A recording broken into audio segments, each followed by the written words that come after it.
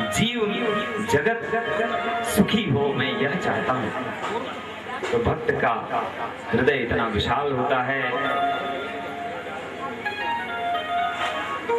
तृणादपि सुनीचेना तरोरपि सहिष्णुना, वृक्ष कितना सहन करते हैं। स्वयं तिष्ठन्ति आतपे छायाम अन्यस्मै कुर्वन्ति, दूसरे के लिए छाया देते हैं, अपने आप धूप में तपते हैं। जो पत्थर मारता है उसको पुत्र दे देते हैं, फल दे देते हैं। बच्चे लोग मारते हैं ना पत्थर वृक्ष को।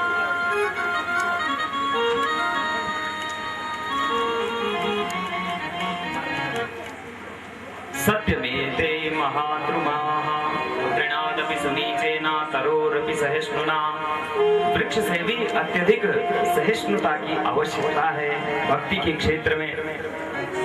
अमानिना सदैव मान रहित, लेकिन मान देवे। महर्षि व्यास ने व्यास स्मृति में लिखा कि धन का दान देना दान नहीं है, सम्मान देना ही। देवताओं में हाहाकार मच गया, लेकिन इंद्र के हाथ में वज्र था, इसलिए 1 साल तक वह पेट में ही रहा और चीरते हुए वज्र से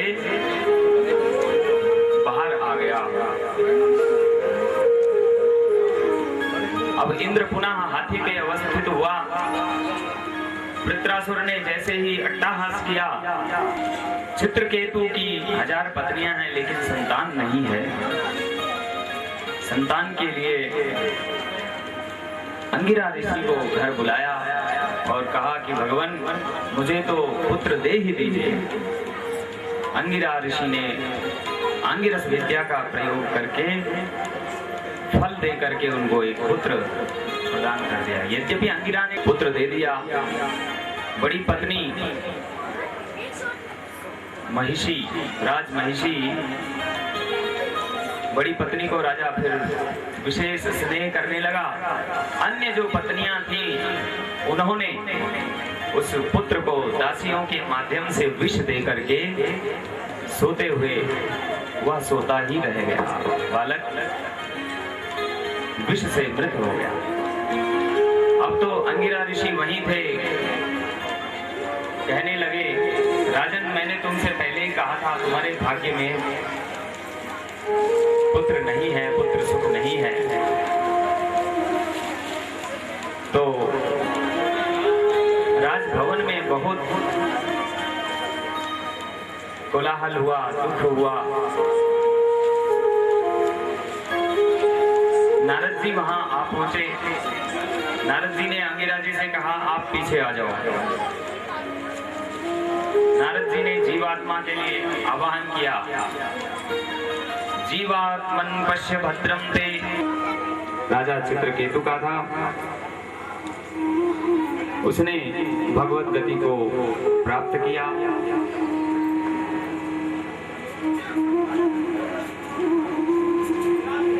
जीव की जो दशाएं हैं, क्योंकि हम प्राकृतिक हैं, प्रकृति का ही दर्शन कर सकते हैं। ईश्वर का दर्शन दिव्य नेत्रों से हो सकता है, क्योंकि भगवान ने अर्जुन को सामान्य चक्षुओं से दर्शन नहीं दिया था। दिव्यम ददामि ते चक्षुः पश्य मे योगमईश्वरम, मेरा योग के गर्भ में प्रवेश कर दिया और अपने वज्र के द्वारा गर्भपिंड के 7 खंड कर दिए और 7 तो मरुदगण कहलाते हैं। अब वे कहने लगे भैया हमें मत मारो। भगवान शिव जी की कृपा से व्रत हो रहा था, इसलिए शिव जी ने इंद्र को कहा ये तुम्हारे सहयोगी होंगे, तुम इनको न मारो। तो जब मरुदगण उत्पन्न हुए वे देवताओं में सम्मिलित हो गए, उनको पूजा का भी अधिकार दिया। क्षेत्रपालों में 49 क्षेत्रपाल, भैरव उनके मुखिया हैं। भगवान शिव ही भैरव के रूप में पूज्य हैं। क्षेत्रपाल की चौकी में नामृता अमृत्यम वैश्वानरं क्षेत्रजित्याय देवाः क्षं क्षेत्रपाल नमरो। अमर होने का वरदान मांगता है। ब्रह्मा जी ने कहा देखो पुत्र तुमने तपस्या तो बहुत अच्छी की है, दुर्लभ तपस्या की है, लेकिन हम भी अमर नहीं हैं। तो फिर हिरण्यकशिपु ने सोचा कि मैं ऐसे ही ठग लेता हूँ। दुष्टों की इच्छा होती है हम कैसे ही किसी को ठग लें। तो बोले महाराज इस प्रकार से मैं अजर अमर ही हो गया, मैं नर से न मरूं, पशु से न मरूं।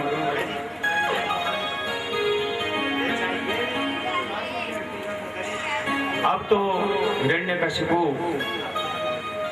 वर पाकर के समस्त देवताओं पर आक्रमण कर देता है और इंद्र आदि देवता स्वर्गलोक को छोड़ करके भाग जाते हैं। अब प्रहलाद का जन्म हो जाता है। बोले भक्त प्रहलाद जी महाराज की जय।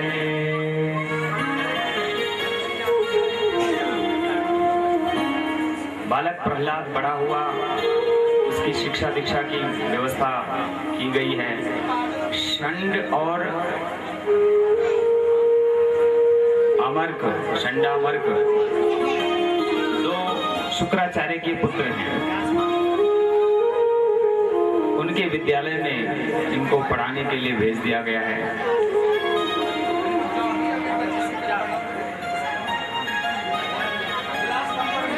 एक दिन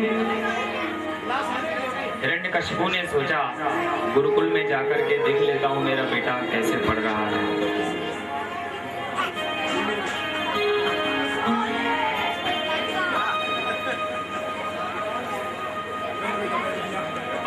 सुरराट पुत्रम अंकमारोप्य पांडव पप्रच्छ कथ्यतां वत्स मन्यते साधु यद् भवान्।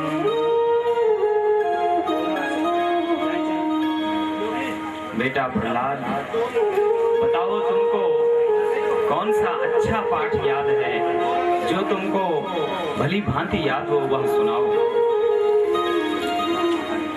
तो प्रहलाद जी महाराज कहते हैं तत्साधु मन्ये सुरवर्य देहिनां सदा समुद्विग्न धियामसगृहात् हित्वात्मपातं गृहमन्धकूपं वनं गतो यद्धरिमाश्रयेत्।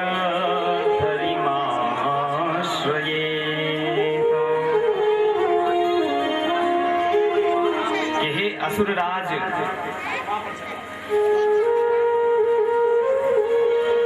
मैं तो यह उत्तम मानता हूं कि गृहस्थ जो है अंधकूप है। गृहस्थ के लिए अंधा कुआं का है। अंधा कुआं क्यों कहा? सामान्य जो जल का कुआं है उसमें लोग